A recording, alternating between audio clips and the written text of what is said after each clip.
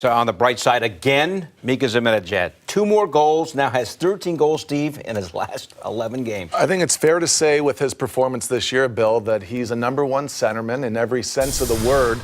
And that's this year. Time's going to tell long term, but this year that's what he's done. And he's playing against a big, heavy team that's very tough to defend against. So it was more of a challenge for him to defend as a #1 centerman than it was to create offense. And he created offense. So I think that says a great deal. What he did very well offensively was he got the puck to the top of the crease. Look at the back check here defensively. That's a great track back, and that's what you need from a #1 centerman that's going to play a 200 sheet. Now, watch the deflection here off of Trouba's skate. He's looking for Zuccarello on the back door. Right there, he's looking for a rebound for Kreider. It goes off of Trouba, off of a second Winnipeg player. He's laughing about it.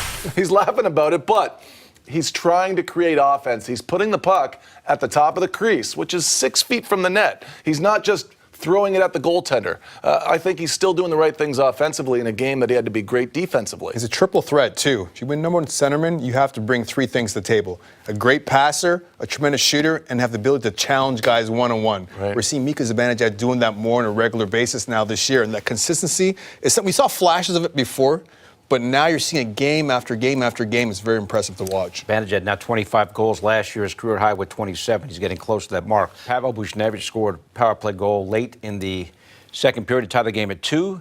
This is presented by Northwell Health, a different look. Anson, what do you see here? At this point, very critical because the Rangers were down 2-0. It's now 2-1 this night of the game at 2. Yeah, it's a thing of beauty. I just love the way they supported each other. You see Ryan Strome with the puck. He's got 2 outlets there. You've got D'Angelo and Neil Pionk at the top. The puck eventually works its way over to the side. There's no down outlet pass down low, so Pionk goes back up top. You see D'Angelo comes over to support, and Ryan Strome stays wide and buys his ice. Then the key here is Buchnevich. He's got his stick on the ice. He's providing a target there for Ryan Strome to make a hard shot pass. And you see Connor Hellebuck, he's got his head down. He can't react to that fast enough as Buchnevich uses the curve of his stick to elevate that puck up over his top shoulder, and it was a tremendous shot. All right, key sequence of the game. We've detailed the fact the Rangers had a 1-goal lead.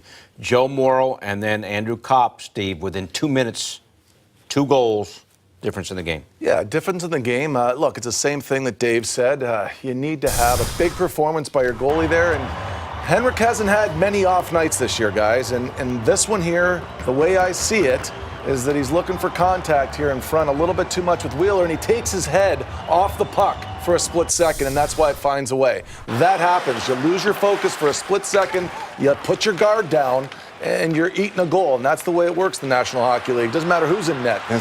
This one here, I'm thinking just, what do you think, Anson? Yeah, it's the Jets' 4th line. I mean, they were working hard, but that again, I think Henrik knows that he should save that one.